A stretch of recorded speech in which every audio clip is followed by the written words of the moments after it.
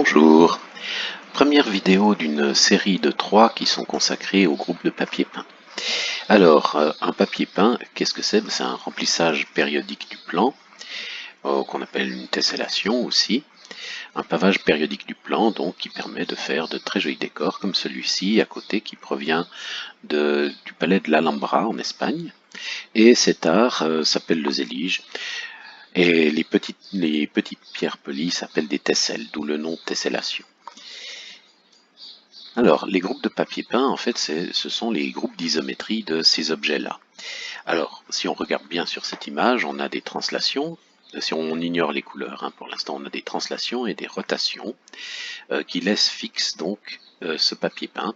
C'est-à-dire, on peut translater dans cette direction ou dans celle-ci aussi. Hein. Donc, on peut faire des translations dans différentes directions.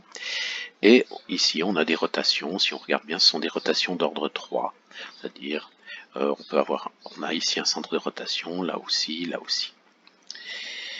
Alors, ça fait partie d'une théorie un tout petit peu plus grande qui s'appelle les groupes cristallographiques. Alors, les groupes cristallographiques de dimension 1, ce sont les groupes de frise que l'on a déjà vus, et les groupes de papier peint en dimension 2.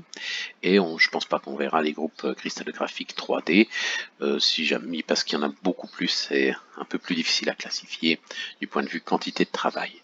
Mais du point de vue des méthodes, ce sont toutes les méthodes que l'on va utiliser ici, il n'y a pas grand-chose de plus. Alors, un groupe de papier peint, donc c'est un groupe qui doit contenir des translations, mais des translations qui vont former un réseau. On ne veut pas des translations d'ordre de longueur arbitrairement petite. Donc, on veut un réseau du plan. Donc, un groupe de papier peint, un réseau, c'est un groupe d'isométrie qui contient des sous-groupes, un sous-groupe de translation qui est un réseau. Et c'est toutes les translations. Il y a bien sûr les isométries positives, donc dans ce groupe de papier peint, il existe un sous-groupe des isométries positives qui sont constituées donc des translations et des rotations. Ce qui lui manque par exemple, ce sont les symétries et les symétries glissées.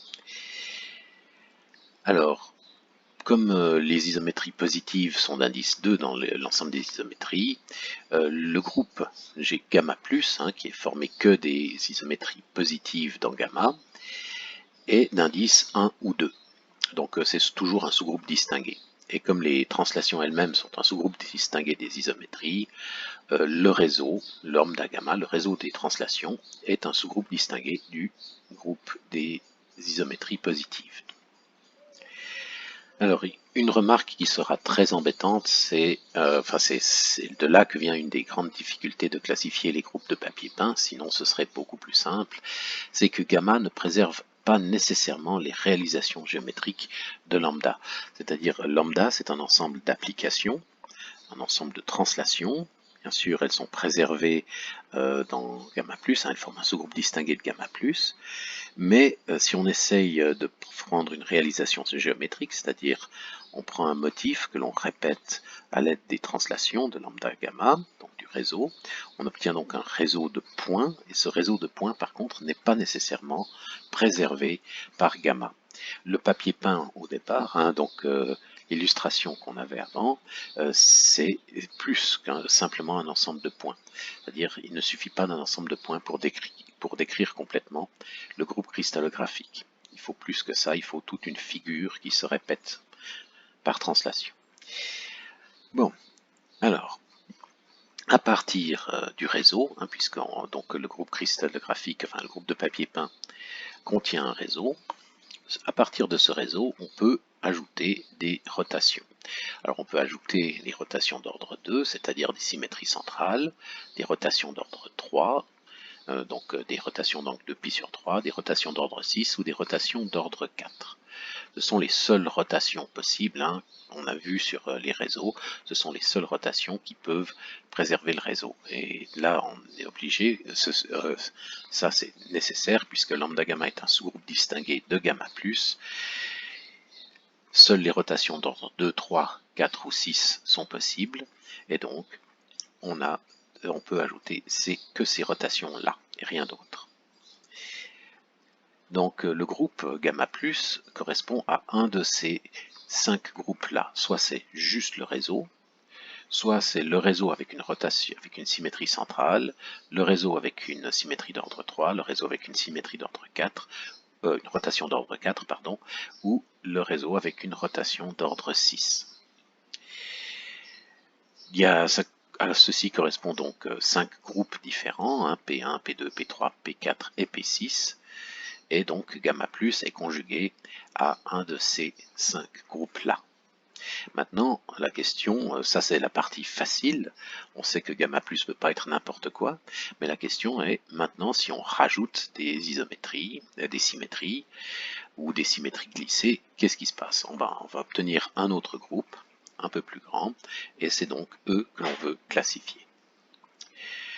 Donc, on va noter ces gamma de n, l'ensemble des centres de rotation de gamma, qui sont d'ordre n. On va appeler ça des n centres, ça nous donne des points, et lambda agit sur ces gamma par translation.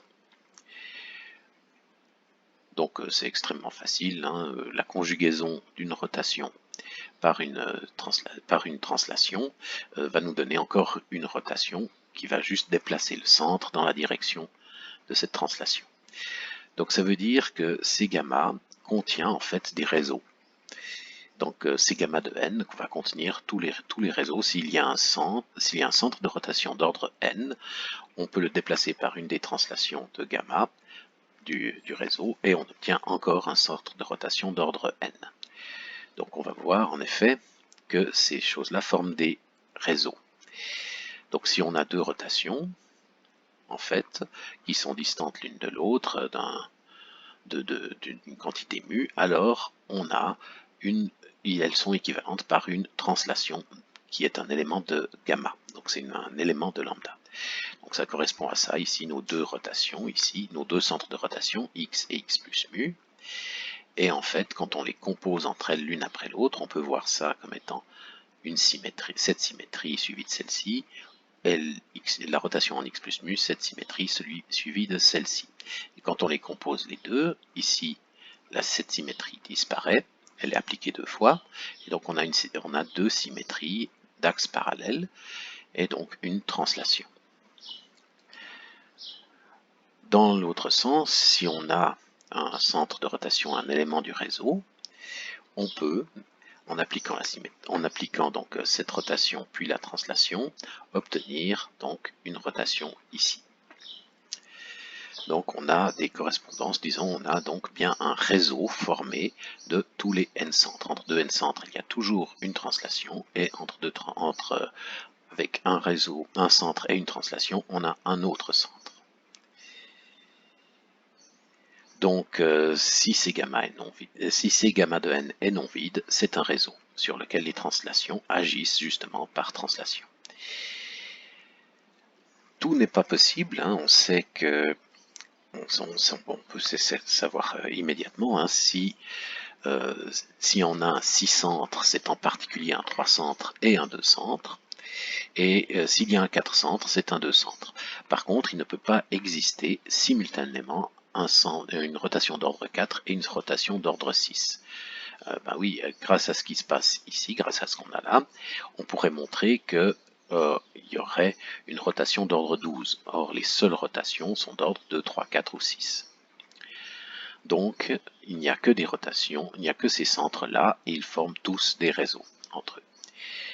Alors, pour classifier les groupes de papier peint, nous allons choisir des cellules primitives. Alors une cellule primitive, disons, c'est quelque chose qui représente, sur lequel on va étudier l'action du groupe. C'est une cellule, en fait, c'est un domaine fondamental du réseau lui-même, du réseau sous-jacent au groupe. Et cette cellule primitive va contenir différents centres de rotation. Alors il y a plein de cellules primitives que l'on peut choisir, et on va toujours choisir une cellule primitive qui a comme coin inférieur gauche, si on veut, enfin le point qui est à l'intérieur de cette cellule primitive, de ce domaine fondamental du réseau, on va choisir le centre de rotation d'ordre maximal. un centre de rotation d'ordre maximal, s'il existe. Si on n'a pas, on choisit un point quelconque, mais on essaye toujours de choisir l'ordre maximal pour le sommet dans la cellule primitive. Alors une cellule primitive, donc, c'est un domaine fondamental du réseau qui est construit à partir d'un centre de rotation d'ordre maximal.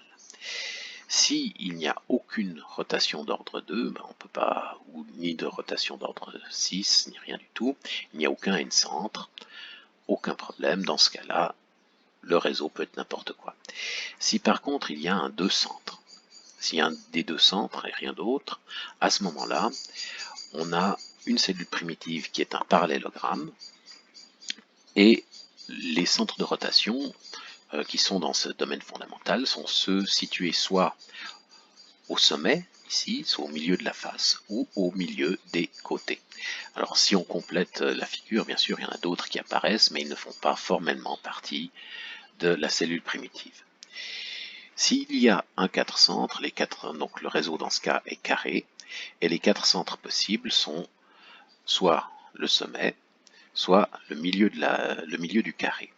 Il y a aussi des 2 centres, ils sont automatiquement là, qui sont sur les milieux des arêtes. Dans le cas où on a un 3 centres, à ce moment-là, les 3 centres sont situés sur le sommet ici, et au centre de gravité des 2 triangles équilatéraux qui forment ce losange-là. Ceci, donc, dans le cas où on a un 3 centres, le réseau est hexagonal, et un réseau hexagonal, c'est formé de triangles équilatéraux. On peut le voir comme des triangles équilatéraux. Donc on a les centres de gravité ici qui vont respecter ces triangles, de même que ce sommet-là.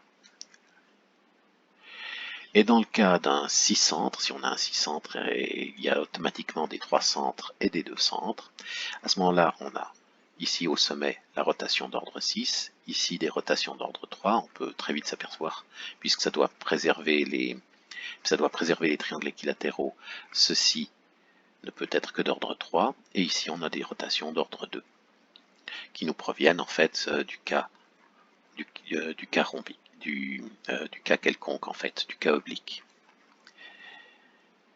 Alors, maintenant, donc, grâce à ces cellules primitives, nous allons pouvoir décrire nos groupes de papier peint la prochaine fois, mais pour ça il faut avoir quelques conventions. Alors, un groupe de papier peint, généralement, la notation cristallographique usuelle, c'est d'indiquer d'abord le type de cellule. Alors, il y a 2 types de cellules, primitif et centré.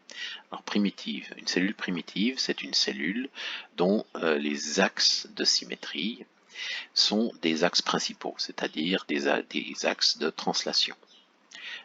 Des axes de translation minimale, ou forment une base. Ils sont alignés le long d'une base de la cellule.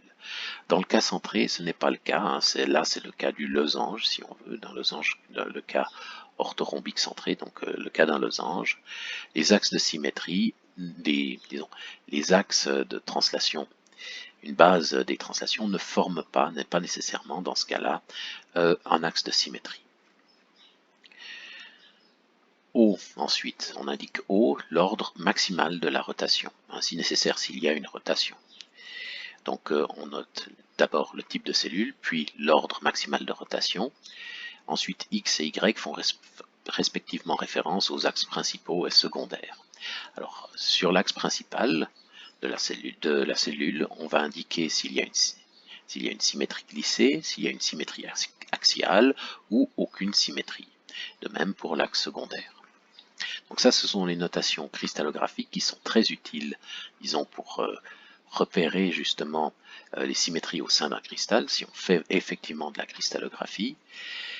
Donc si on a une substance inconnue à analyser, on va essayer de déterminer ces différents types de symétries pour connaître la structure du cristal. Mais disons, c'est pas la meilleure notation mathématique, on en verra une autre plus tard. Donc on a les types de réseaux, donc les réseaux avec rien d'autre, on connaît déjà leur groupe, ça c'est pas un problème. Et donc, ce qui va se passer, c'est que ces groupes-là, qui sont les groupes du réseau, vont en fait avoir des symétries supplémentaires, et ça va donc entraîner encore d'autres groupes que ceux-ci. Alors, pour une cellule primitive, hein, c'est un domaine fondamental du réseau. Donc voici une cellule primitive ici. On indique au sein de cette cellule primitive un domaine fondamental du groupe de papier peint. Donc le groupe de papier peint peut avoir plus de symétrie que le réseau pur. Donc on indique ici un domaine fondamental du groupe lui-même de gamma. On indique souvent un objet asymétrique le long de sur ces domaines fondamentaux pour voir, afin de démontrer en fait comment les symétries, le groupe agit sur le domaine fondamental. Il y a des symétries et des rotations. Donc les rotations d'ordre 2, les deux centres sont indiqués par un losange comme ceci. Les rotations d'ordre 3 par un triangle équilatéral, d'ordre 4 par un carré, d'ordre 6 par un hexagone. Les couleurs en fait ne sont pas importantes pour le moment. Les axes de symétrie, qu'on appelle miroirs, sont représentés par des traits doubles, les axes de symétrie glissés par des traits en pointillés. Donc quand on représentera les groupes de papier peint, on utilisera ceci pour dire ce qu'ils font sur un domaine fondamental, sur la cellule primitive en fait. Alors il y a la méthode de classification, ça va être un peu longuet, mais disons, la première étape va bien sûr être de déterminer le type de réseau. Ensuite, donc déterminer gamma plus, le type de réseau, puis les rotations. Et en fonction du réseau, on va pouvoir ajouter certaines isométries ou non. Mais il faut faire attention, lorsqu'on ajoute des isométries, de ne pas ajouter des rotations. L'intersection de deux axes de symétrie étant un centre de rotation, si par hasard on a deux axes de symétrie qui ne sont pas parallèles, il faudra bien faire attention à arriver à ce que leur intersection soit un centre de rotation.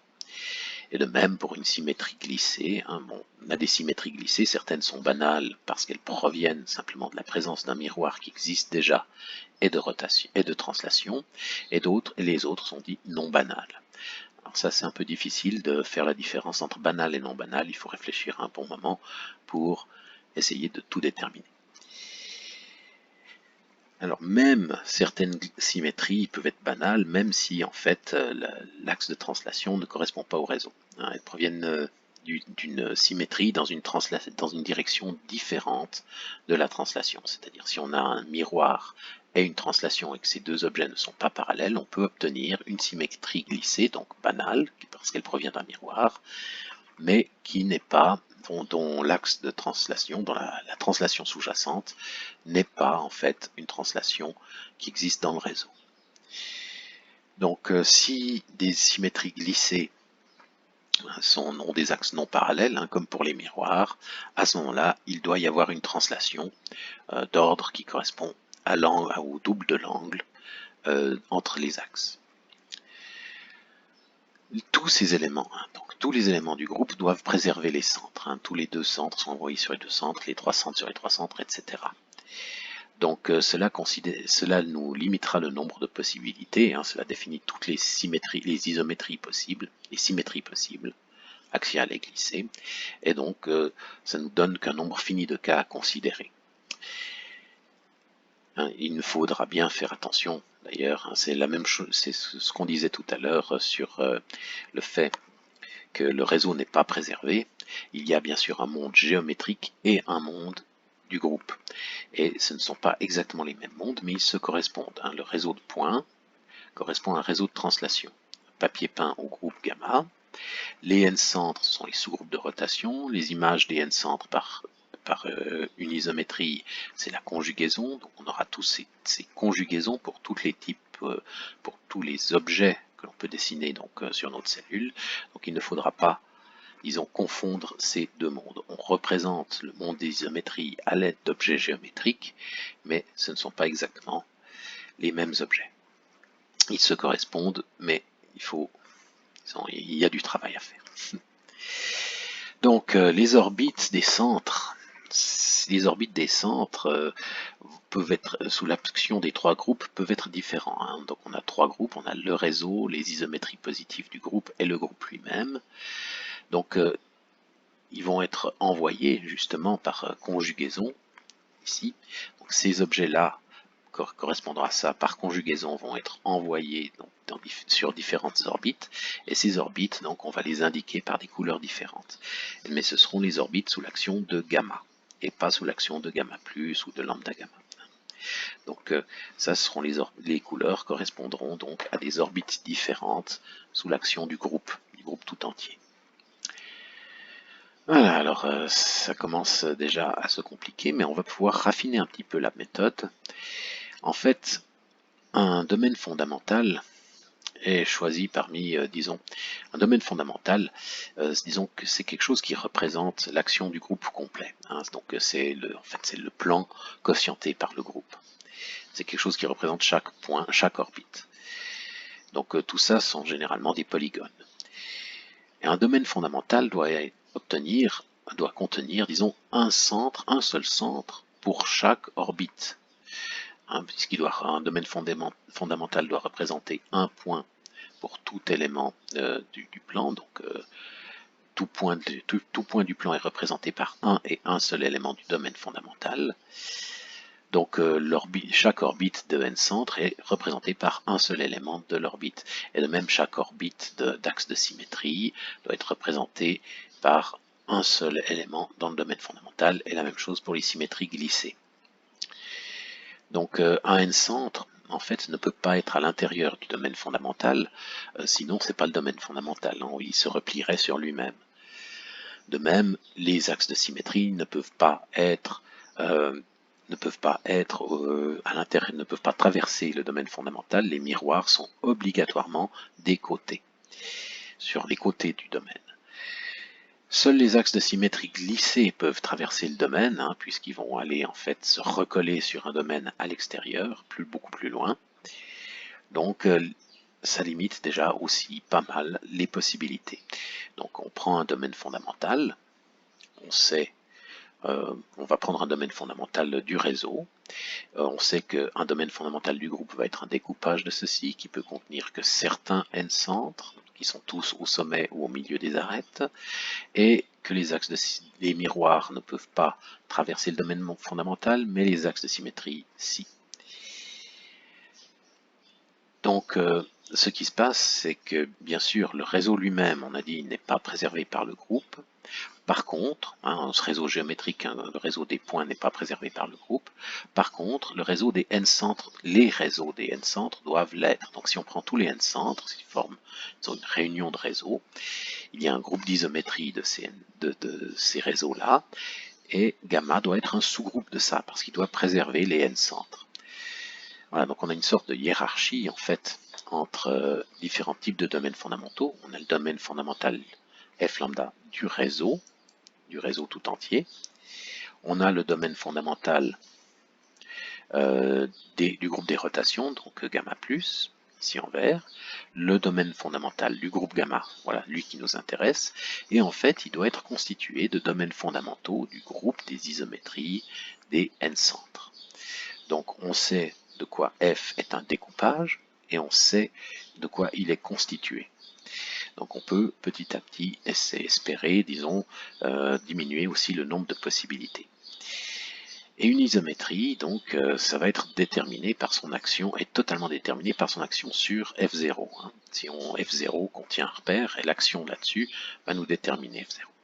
Donc gamma est déterminé par les images de F0. Et donc, bien sûr, pour une isométrie non triviale, pour autre chose que l'identité, F0 va être envoyé à l'extérieur de F.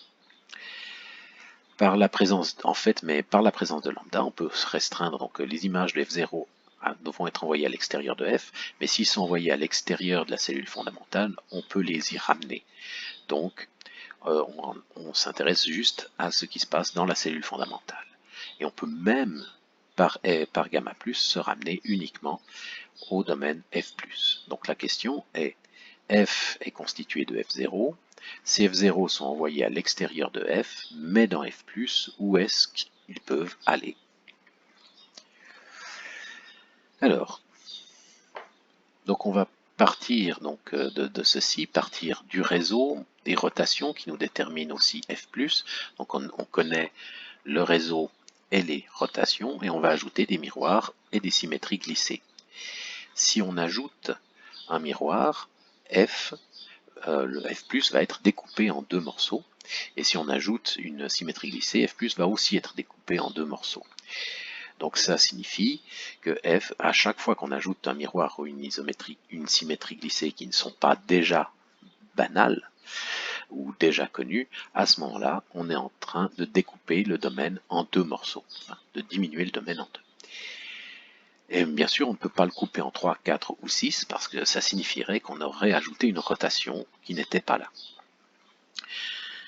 Donc là, ça restreint énormément les possibilités. Et en fait, donc ce sera le travail de la prochaine fois, c'est de voir en fait quelles sont les différentes possibilités. Je ne vais pas m'étendre beaucoup, c'est plutôt quelque chose qu'il faut faire soi-même, même si je vais vous montrer les résultats. Donc ajouter petit à petit à partir d'un réseau et des centres, du centre d'ordre maximal, ajouter des symétries, et en ajoutant des symétries, il n'y a que quelques possibilités pour les domaines fondamentaux. Et ça nous déterminera tous les groupes. Maintenant, une remarque que l'on peut faire, et ça sera la troisième vidéo, et c'est peut-être la remarque beaucoup plus intéressante du point de vue mathématique, c'est la partie belle en fait du sujet, c'est de se rendre compte qu'en fait, le domaine fondamental de gamma va recouvrir le plan, il recouvre le plan par l'action de gamma. Donc si on se promène le long du plan, en fait c'est comme si on restait tout le temps dans F. On sort, dans cette illustration-là, on sortirait de ce côté, mais on rentrerait par ici. Ou on rentrerait par ici. S'il y a une rotation ici, en fait, sortir ici reviendrait à rentrer là. Une symétrie ici, sortir ici reviendrait à rentrer là. Et symétrie glissée aussi formerait plutôt un ruban de Möbius, on changerait de côté, mais on resterait toujours dans le domaine fondamental. Donc le domaine fondamental lui-même peut être vu comme une surface. Et des surfaces, des types de surfaces qui permettent de paver le plan, qui permettent de revenir en arrière, il n'y en a pas beaucoup. Et ça, c'est une autre méthode pour dire, eh bien, il y en a au maximum ce nombre-là. Alors je vends la mèche, 17. Il y a exactement 17 groupes de papier peint. On en obtiendra 17 par nos différentes par recherche systématique en fait des symétries, mais pour justifier que c'est exactement 17, qu'on n'en a pas oublié, ça c'est le problème. Est-ce qu'on en a oublié dans notre classification? La réponse est non, parce qu'il y en aura au maximum 17. Donc on saura, il y en a au moins 17 et au maximum 17, il y en a donc exactement 17. Voilà, prochaine fois, je vais vous montrer à quoi ressemblent donc ces différents groupes d'isométrie. À bientôt, bonne journée.